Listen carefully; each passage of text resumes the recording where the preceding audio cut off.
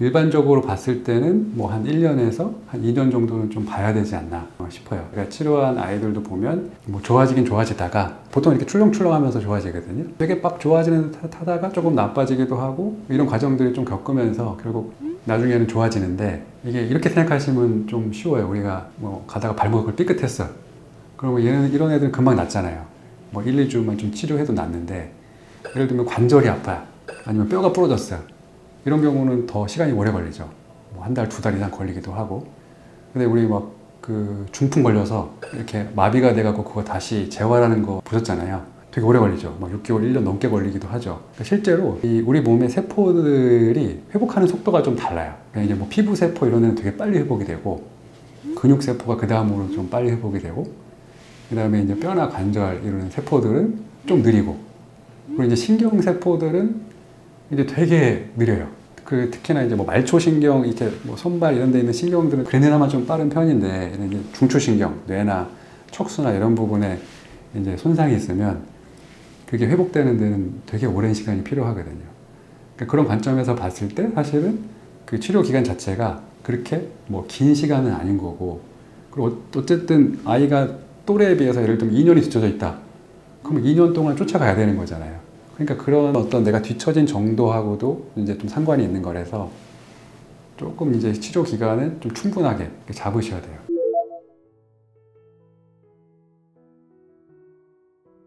중요한 것 중에 하나는 아까 말한 이제 내 뇌가 성장을 하고 발달을 하려면 결국 내 몸에 문제들이 없어야 되는 거거든요.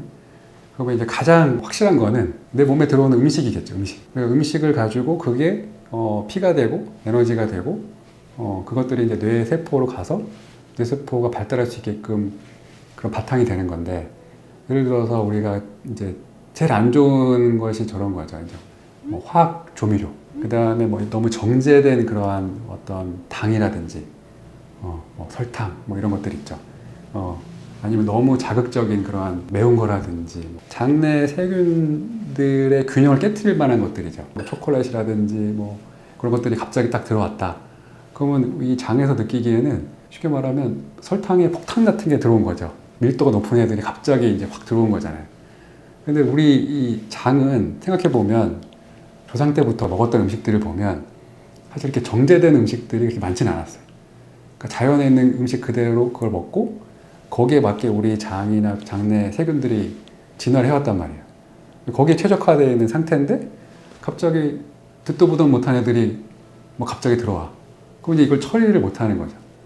그럼 이제 그 균형이 깨지면서 아까 말한 이제 적절하게 그러한 신경 자극이라든지 어떤 뇌 성장이라든지 이런 것들에 영향을 줄 수가 있는 거니까, 특히나 그런 뭐 정제된 음식 아니면은 화학 조미료가 많이 들어간 요즘 말하면 뭐 인스턴트 같은 음식들, 이런 것들을 이제 좀 피해야 되고, 면역계가 좀 약한 아이들이 있죠. 면역이 약한 아이들이 이제 이런 아이들이 있어요. 이렇게 좀뭐 감기약을 너무 많이 먹었거나, 특히 항생제 같은 것들은 세균들을 죽이는 약이잖아요.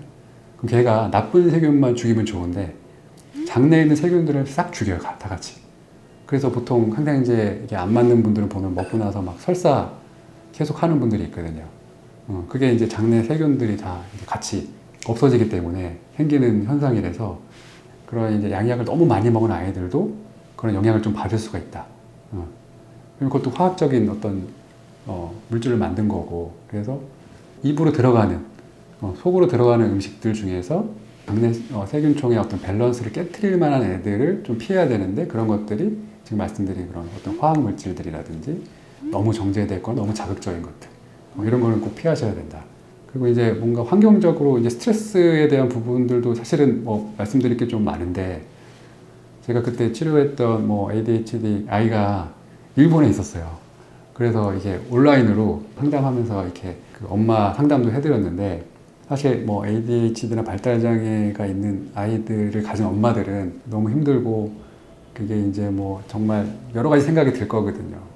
뭐 자기 뭐 잘못인 것 같기도 하고, 왜 내가 나만 이럴까 뭐 이런 거 생각도 있고, 또 아이가 말 안 들으면 막 화도 막 내야 되고, 그러니까 여러 가지로 이제 엄마의 어떤 그런 심리적인 상태들이 되게 힘든 상태거든요.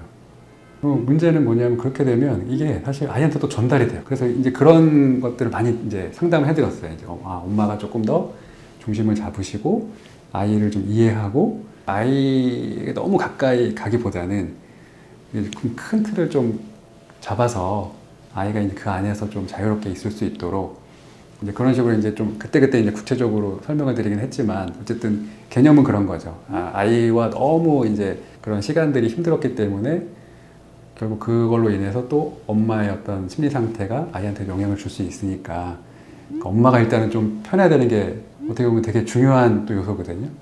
다른 데서는 아이를 어떻게 양육할까, 어떻게 뭐 고칠까 이런 얘기를 많이 하는데 물론 이제 그런 것도 당연히 뭐 알아야 되는 부분이지만 이제 아이의 어떤 그런 뭐 심리 상태라든지 몸 상태를 좀 더 내가 이해하면 조금 더 편해지긴 하잖아요. 어떤 사람이 난 이해가 안 돼 그럼 되게 화도 나고 짜증도 나고 하는데 그래도 이게 이래서 이런 거구나. 그러니까 아이가 뭐 예를 들면 몸 상태가 안 좋아서 발달이 좀 늦은 거구나. 아니면 아이가 지금 욕구가 뭔가 충족이 안 돼서 이렇게 막 소리도 지르고 충동적인 행동을 하는구나 라는 걸 내가 조금이라도 좀 이해가 되면 그래도 좀 가라앉거든요. 그러니까 그런 것들도 이제 아이를 위해서 엄마도 좀 편안해야 된다. 그렇게 하기 위한 좀 그런 훈련도 되게 중요하다. 이런 것도 좀 말씀을 드리고 싶네요.